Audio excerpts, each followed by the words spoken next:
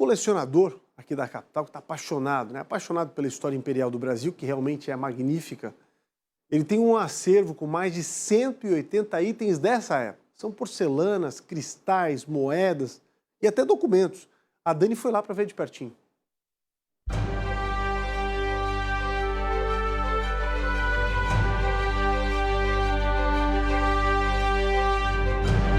Foi um período curto em espaço de tempo, mas riquíssimo quando o assunto é a história do nosso país.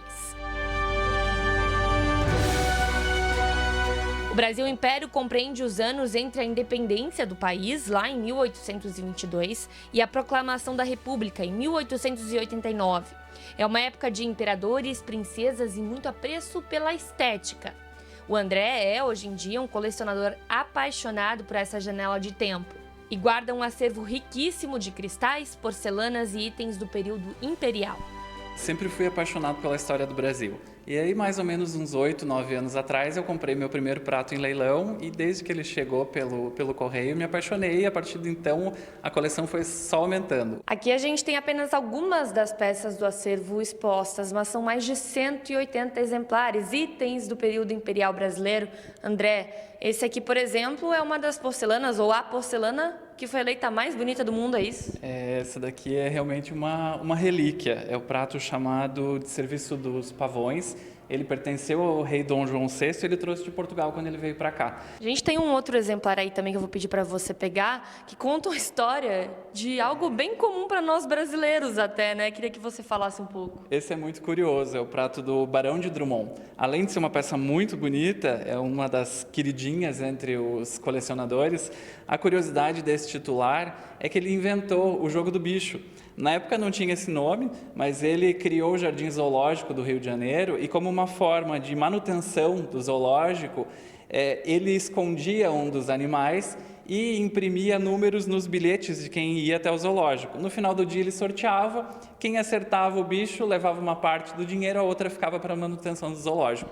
Pra gente terminar, tem um prato que eu particularmente achei muito bonito, que é esse aqui azul com detalhes em dourado e que parecem realmente esculpidos, bordados, não sei explicar. Qual que é a história desse prato? Esse prato é do serviço de caça. Ele pertenceu a Dom Pedro II e foi presente do Napoleão III, o imperador dos franceses. Além dos pratos, o André coleciona também documentos, botões, medalhas de honra e até uma maçaneta histórica. André, a gente fala muito sobre reis, monarcas, figuras masculinas importantes para a história brasileira. Mas e a nossa maior princesa? Então, ela também está representada aqui. Essa xícara é muito importante para a minha coleção. E, na verdade, ela liga tanto a história da França quanto a história do Brasil. Porque antes dela ser da princesa Isabel, ela pertenceu ao rei da França, o Luís Felipe I. E ela veio parar no Brasil porque quando o rei da França faleceu, ela foi herdada pelo Conde D, que era esposo da princesa Isabel. Então é uma peça que eu tenho muito orgulho de ter na minha coleção. E para conservar tudo isso não é fácil. São peças centenárias, frágeis e que valem ouro. Por isso, todo cuidado é pouco. Elas ficam acondicionadas em caixas, em cristaleiras, tudo na minha casa. Fica muito protegido e só eu que mexo, ninguém limpa, só eu. O objetivo do André com tudo isso, no fim das contas, é cuidar da história, mas também contá-la, mantendo vivo o legado desse Brasil nem tão distante.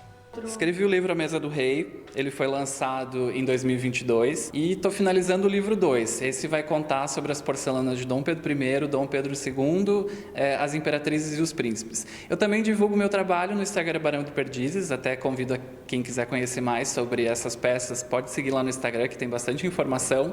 E o objetivo principal agora é que eu consiga fazer exposições temporárias. É o que eu vivo dizendo, essas peças são minhas porque eu adquiri, mas elas contam a história do Brasil.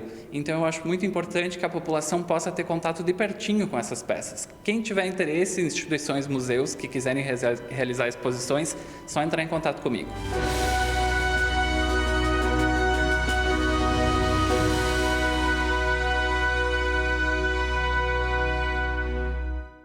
Nossa, que bacana! Parabéns, André, por essa coleção incrível que você tem.